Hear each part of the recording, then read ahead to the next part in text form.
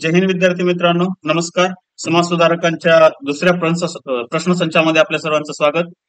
Police भरती असेल, सरळ सेवा भरती असेल, तलाठी भरती असेल व अदर एमपीएससीच्या साठी सुद्धा समाज सुधारकावर जे काही प्रश्न विचारले जातात त्या संदर्भातले काही महत्वपूर्ण वन लाईनर क्वेश्चन्स घेऊन तुमच्यासाठी आलोय.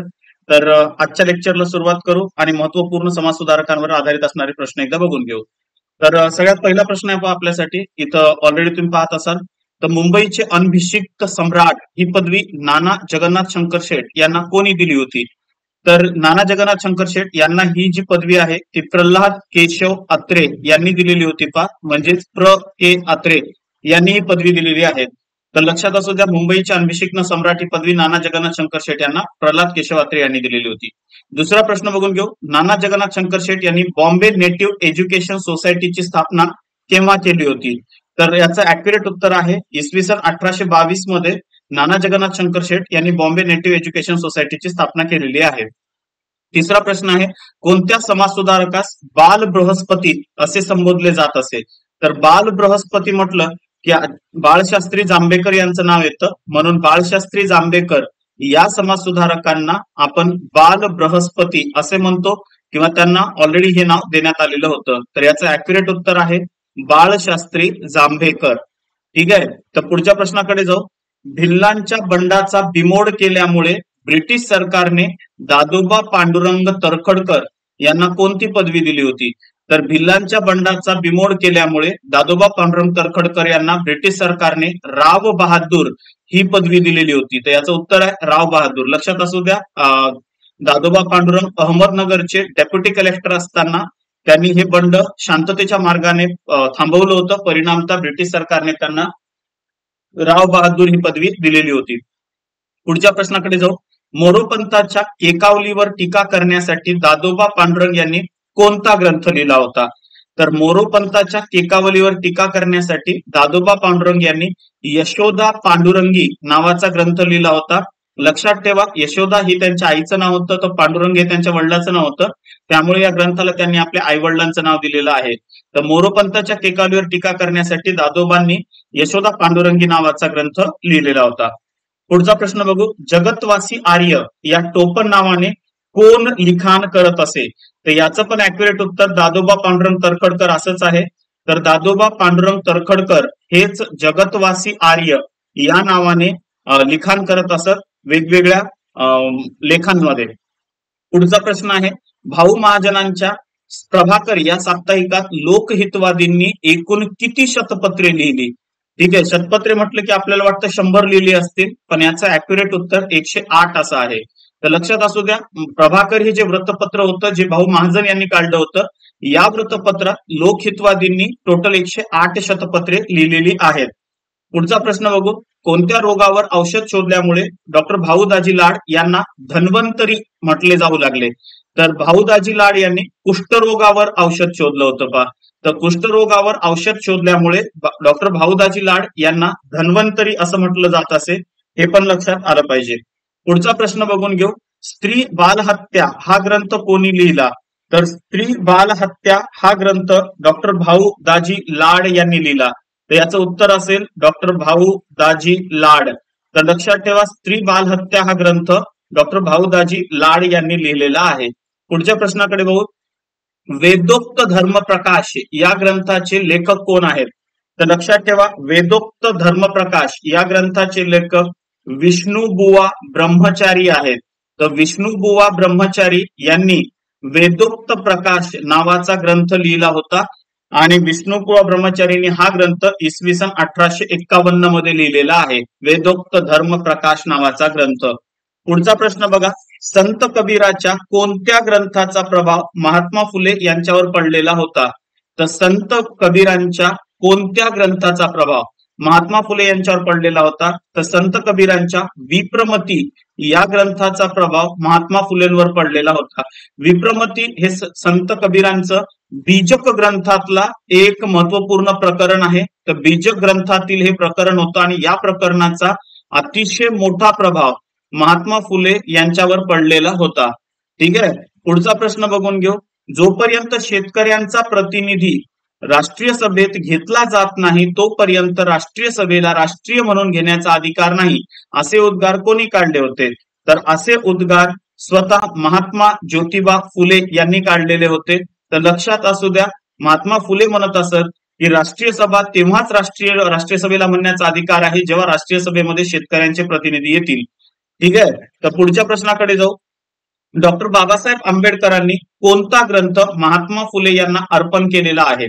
तर लक्षात असू द्या, महात्मा फुले यांना डॉक्टर बाबासाहेब आंबेडकरांनी अर्पण केलेला जो ग्रंथ आहे या ग्रंथाचं नाव होतं शूद्र कोण होते, म्हणजेच हु वेअर शूद्राज.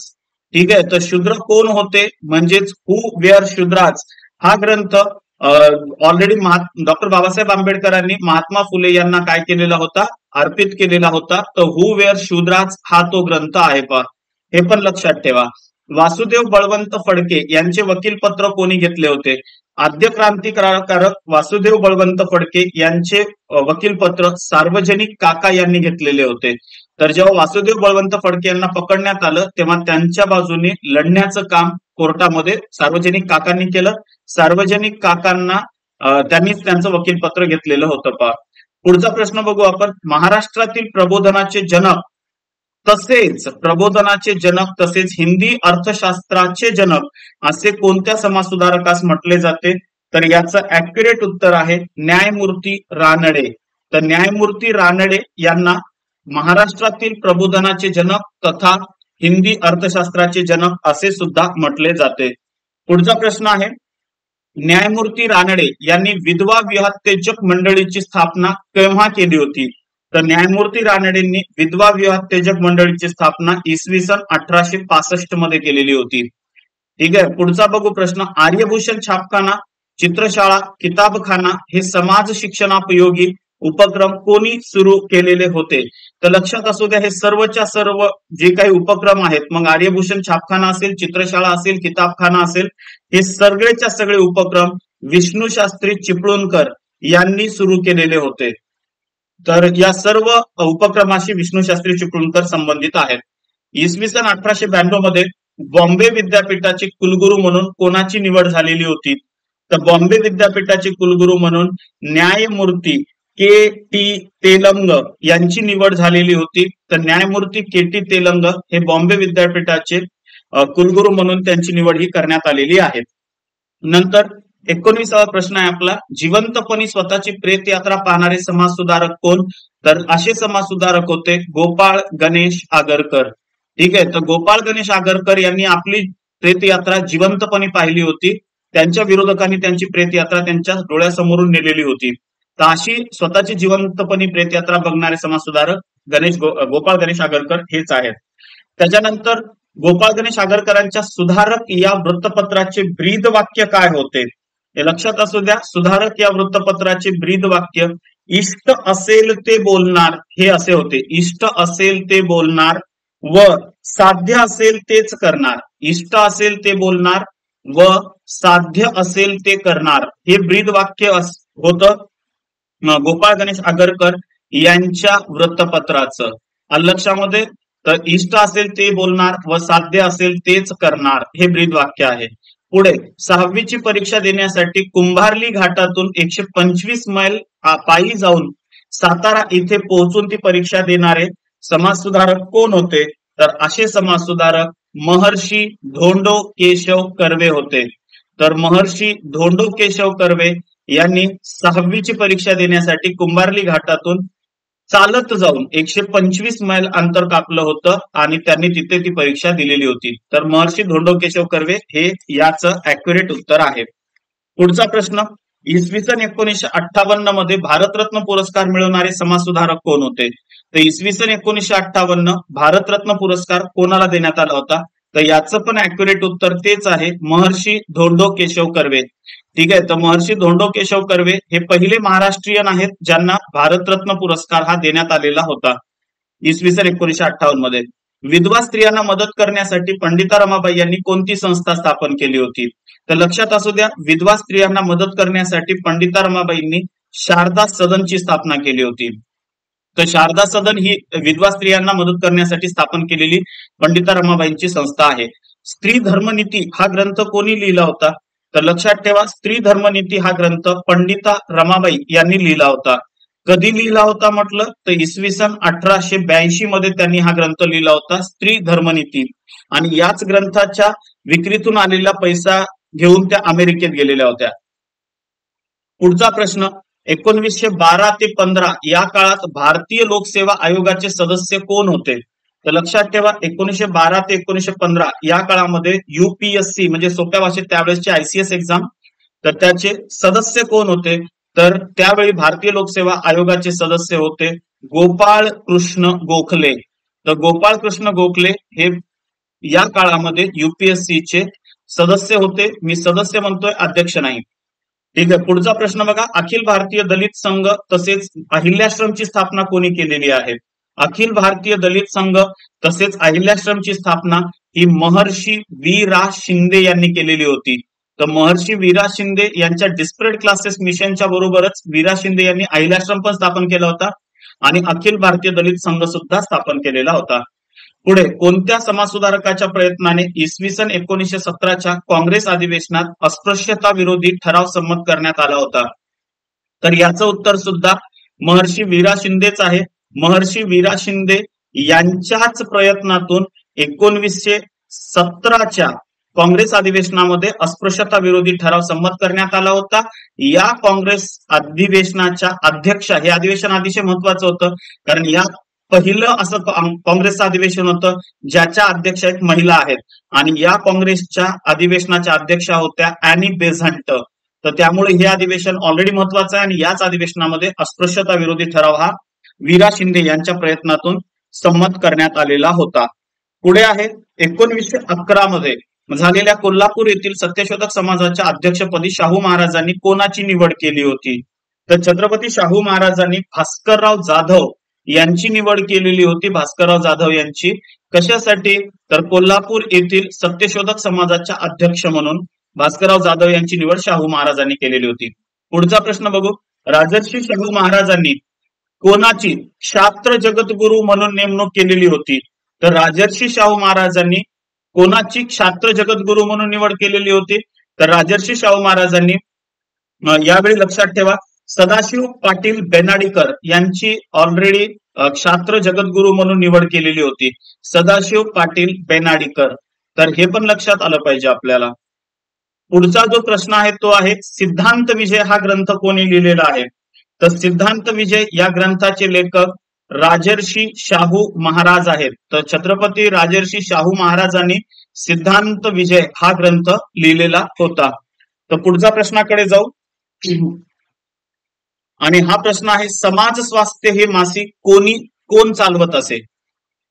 तर समाज स्वास्थ्य हे जे मासिक आहे ते रघुनाथ धोंडो कर्वे हे चालवत असत, ज्यांना धो कर्वे असं म्हणायचं. तर महर्षी धोंडो केशव कर्वे यांचे हे चिरंजीव होते आणि ते समाज स्वास्थ्य नावाचं मासिक चालवत होते. यांनी हे मासिक 1927 ला सुरू केलं होतं, ते 1953 पर्यंत त्यांनी ते चालवलेलं होतं. पुढचा प्रश्न आहे, दुधगाव विद्यार्थी आश्रम कोणी स्थापन केला होता? तर दुधगाव विद्यार्थी आश्रमाची स्थापना कर्मवीर भाऊराव पाटील यांनी केलेली होती. तर कर्मवीर भाऊराव पाटील यांनी दुधगाव विद्यार्थी आश्रम हा स्थापन केलेला होता. पुढचा प्रश्न, भाऊराव पाटील यांनी कोणते साप्ताहिक सुरू केलेले होते? तर भाऊराव पाटील यांनी कुऱ्हाड नावाचे साप्ताहिक सुरू केले होते आणि याच साप्ताहिकातून त्यांनी शिक्षणाचं महत्व हे मांडलेलं होतं. पुढचा प्रश्न, डॉक्टर बाबासाहेब आंबेडकरांनी जर्मनीतील कोणत्या विद्यापीठामध्ये कायद्याचा अभ्यास केला होता?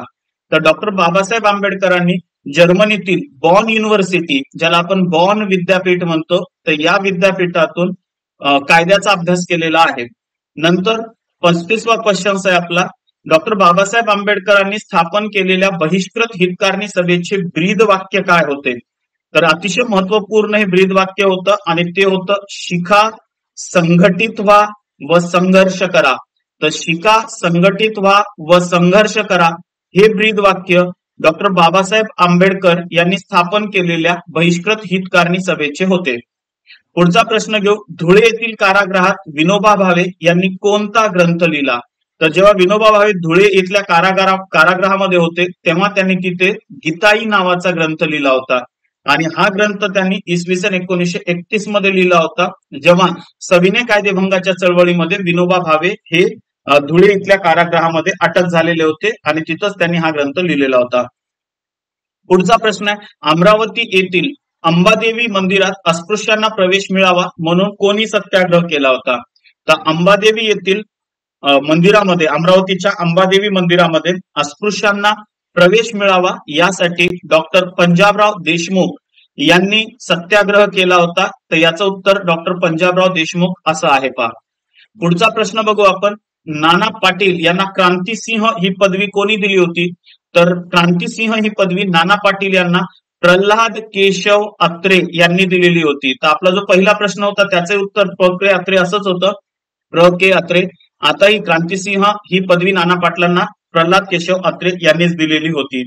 पुढच्या प्रश्नाकडे जाऊ आणि पुढचा प्रश्न आहे, स्वातंत्र्य लढ्यासाठी स्फूर्तिगान ठरलेले आते है नाथ हमारे हे पद कोणी रचले होते? ही कविता कोणी रचली होती?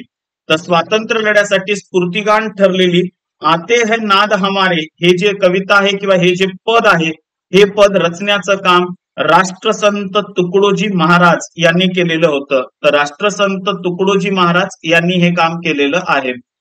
पुढचा प्रश्न बघूया, अण्णाभाऊ साठे यांनी शाहीर, अमरशेख व गव्हाणकर यांच्या मदतीने कोणते कलापथक स्थापन केलेले होते? तर अण्णाभाऊ साठेंनी स्थापन केलेल्या कलापथकाचं नाव होतं लाल बावटा. तर लक्षात असू द्या, लाल बावटा नावाचं कलापथक स्थापन केलं होतं अण्णाभाऊ साठे यांनी शाहीर, अमरशेख आणि गव्हाणकर यांच्या मदतीने. तर हे होते मित्रांनो अतिशय महत्वपूर्ण प्रश्न. आता जाता जाता तुमच्यासाठी एक प्रश्न देऊन जातोय, मला याचं कमेंट्स मध्ये उत्तर द्या. माझा प्रश्न असा आहे की तुकडोजी महाराजांना राष्ट्रसंत ही पदवी कोणी दिली? तर ज्यांना आपण राष्ट्रसंत तुकडोजी महाराज म्हणतो, तर याच तुकडोजी महाराज यांना राष्ट्रसंत ही पदवी कोणी दिलेली आहे हे मला तुम्ही कमेंट्स मध्ये सांगा. याचं उत्तर मला कमेंट्स मध्ये द्या. दुसरी एक गोष्ट अतिशय महत्वाची आहे, आपण असेच काही प्रश्नसंच तुमच्यासाठी घेऊन येणार आहे. त्यातल्या त्यात चालू घडामोडीच्या संदर्भामध्ये पण असेच प्रश्नसंच मी घेऊन येतोय. तर त्या प्रश्नसंचांना पण तुम्ही रेग्युलरली पाहत राहा. समाज सुधारकांवरची ही सिरीज अशीच चालू राहील. एक दिवस आड मी रेग्युलर यामध्ये तुम्हाला अशाच पद्धतीनं व्हिडिओ टाकत राहील. त्यासाठी माझं जे चॅनल आहे, आणखी एक महत्वपूर्ण म्हणजे एमपीएससी स्टडी 0 to 07 या चॅनलला तुम्ही सबस्क्राईब करा, लाईक करा आणि शेअर करा. राठोड एमपीएससी अकॅडमीच्या चॅनलला लाईक आणि सबस्क्राईब करा. माझ्या सगळ्या व्हिडिओच्या जर तुम्हाला पीडीएफ पाहिजे असतील तर त्यासाठी माझं एक टेलिग्राम चॅनल आहे आणि माझ्या टेलिग्राम चॅनलचं नाव आहे एमपीएससी 0 to 07. या माझ्या टेलिग्राम चॅनलला तुम्ही सबस्क्राईब करा, तुम्हाला माझ्या सर्व व्हिडिओच्या पीडीएफ तुम्हाला मिळून जातील. तर धन्यवाद मित्रांनो, लवकरच पुढचा व्हिडिओ घेऊन तुमच्यासाठी मी तयार असेल. तोपर्यंत थँक्यू. अभ्यास करा. नमस्कार. जय हिंद.